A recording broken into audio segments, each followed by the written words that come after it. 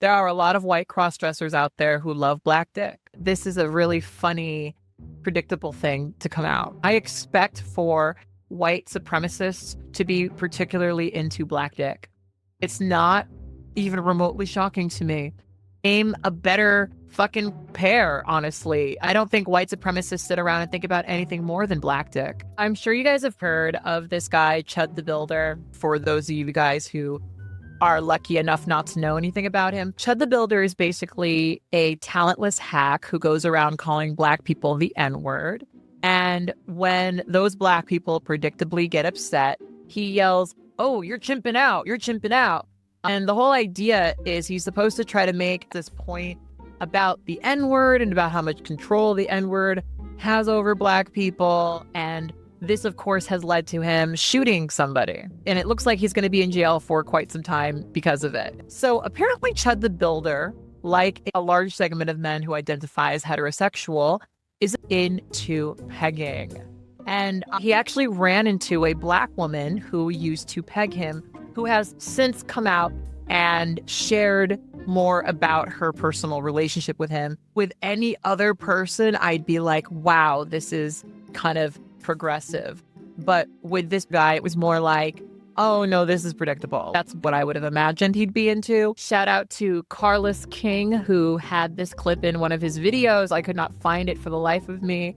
I'm going to play it for you guys, and you guys will see exactly what I mean. I don't really remember you, but you do look familiar. Are you still in there, or you just checked out? No, I'm Dalton.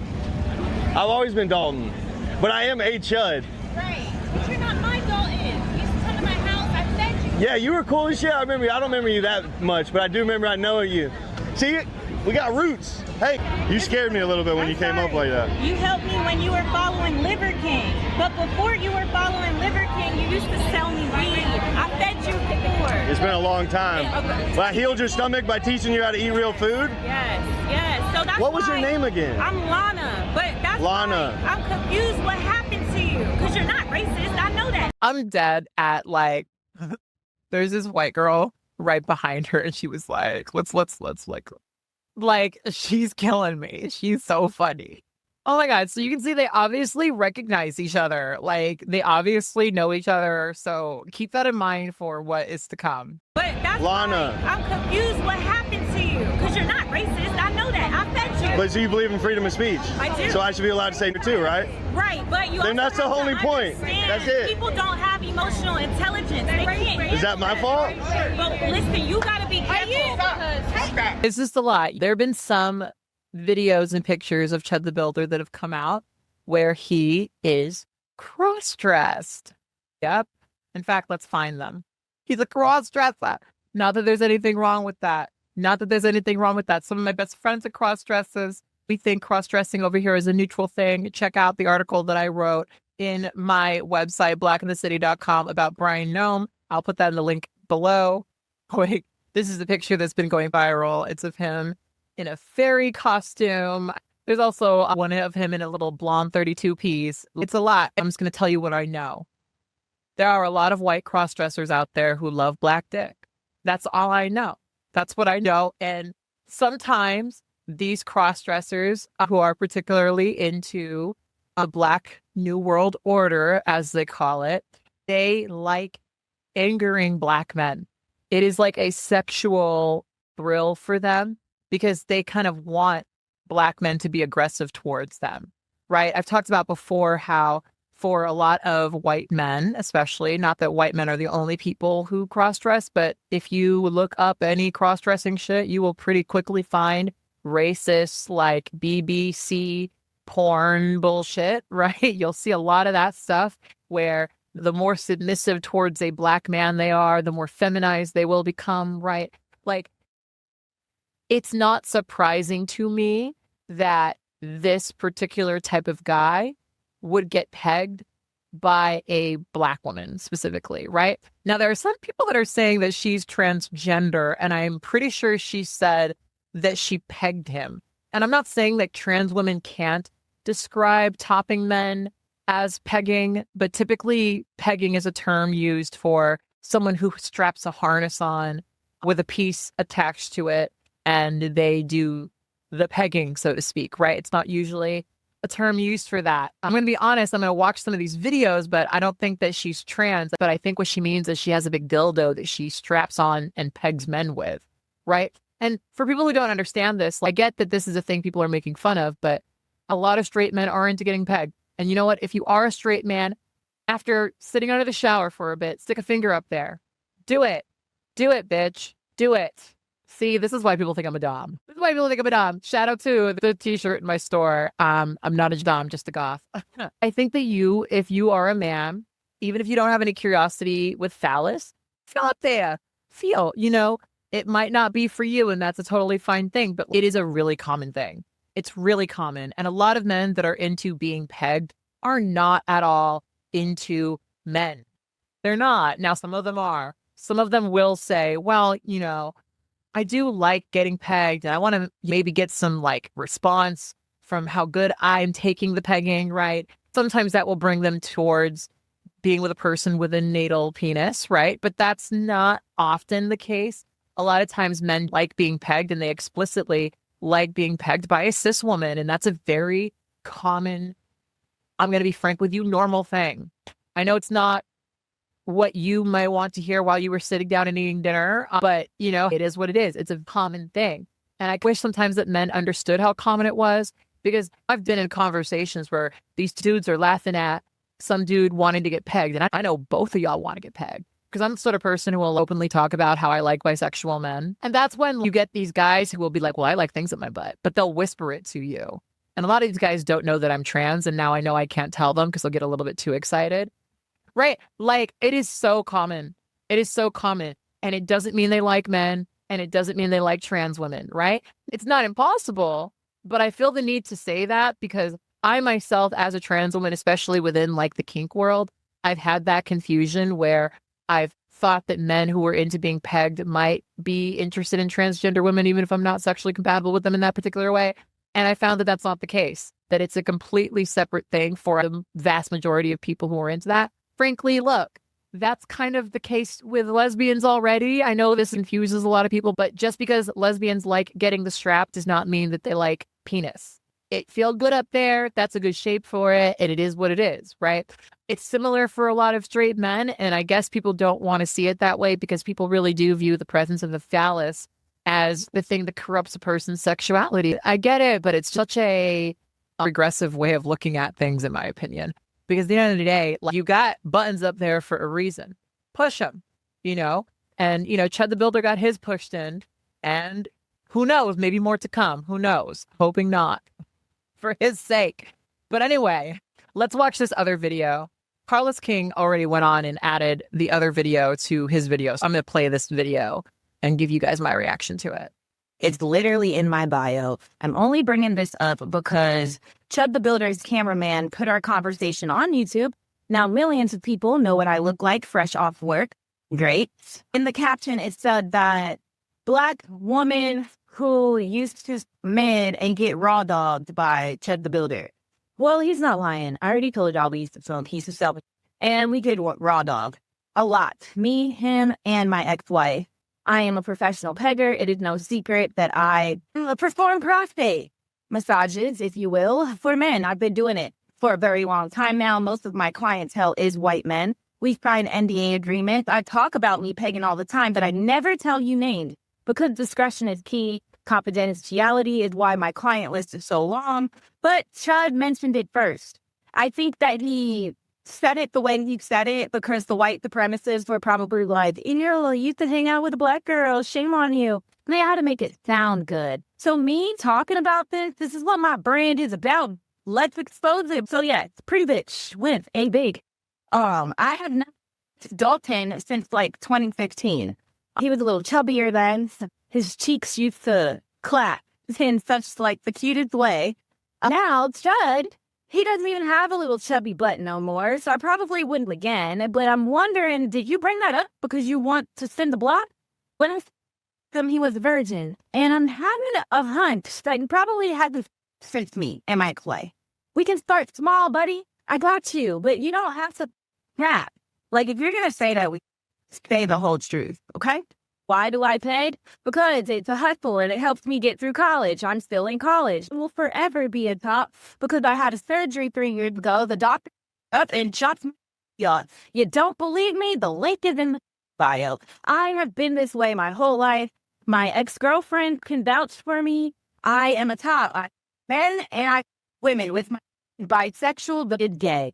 And that's just that on that. I don't know what else y'all want me to say. So I'm not going to give this any more attention.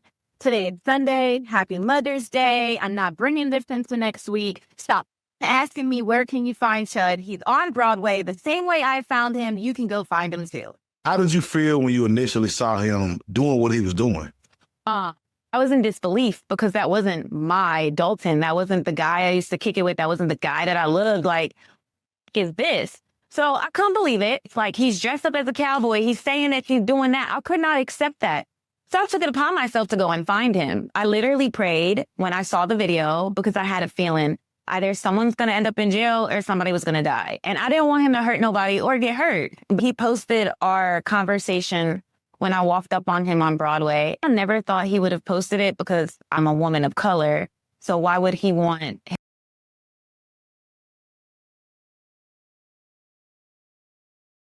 I found out later that he does something called in real life streaming. So he streams in real time. So when he posted it, the caption said that I was a crack whore and that he f***ed raw dog in the trailer. So I clapped back. I'm like, all right, if you're going to say, we say it all. And then that blew up and now I'm here. How do you know Chud? Through weed. First, he just was the plug, Okay. but then we became friends. And then he would come to my house when I throw parties and stuff. Did he seem racist? Like, did you get No, like he was one of us. All his friends were Black. Like all his friends were Black. He listened to our music. He ate our food. He showed us weed. Like it was shocking to see him turn. Was the into this. weed good? That was the plug.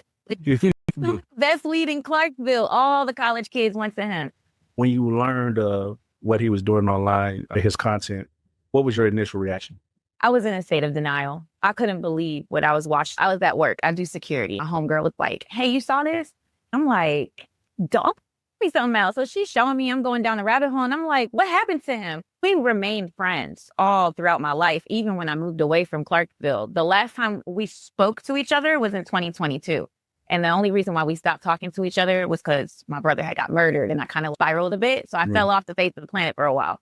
When I finally see him again, to see him like that, I just couldn't believe it. I prayed and I was like, God, please put him in my path because this is only going to end in one of two ways. Someone's going to jail or someone's getting killed. And 2 days later, I bumped right into him. I was doing DoorDash on Broadway. I made a left and he was right there.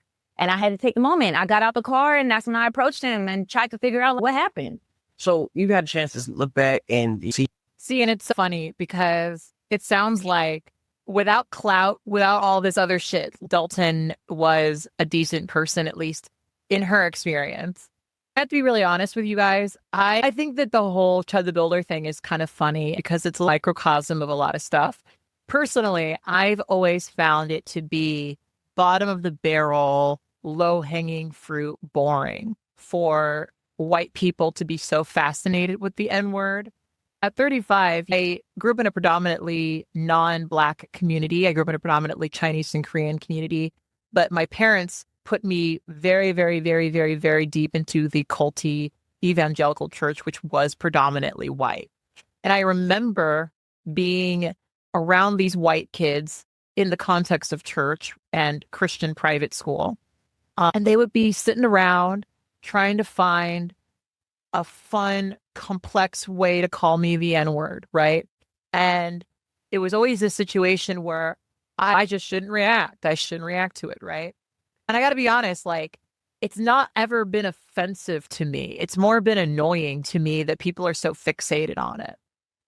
Because at a certain point, like, when it's something that someone said to you when you were a very young child, and it's still the thing that you hear adults fixating on, you can't, at a certain point, pretend as if you're the problem in that whole scenario, right? Your reaction to the whole thing is the problem, right? You can't, because it's actually not that. At a certain point, it doesn't even matter what you're saying. You're just obsessively triangulating Black people because they're Black, right? And it's honestly really boring. I don't know much about Chud the Builder, but here's what I do know. I know that there are a lot of white men in this country who are really upset that being a white man isn't enough anymore. And for a lot of these white men, they're really into this era that we're in right now where racism is getting a little bit louder and everyone's starting to talk about, oh, what about white men? Minorities have kind of learned to grow through. White men are still struggling through. The Chud the Builders of the world and all the people that are getting behind him are examples of that. A lot of white people get upset when I call them white. That's all I have to do is say white people. I don't even have to come up with a slur. I just have to call you white. And that is enough to set you off the edge. I have been kind of taught my entire life that I shouldn't react to the N-word if a white person says it to me.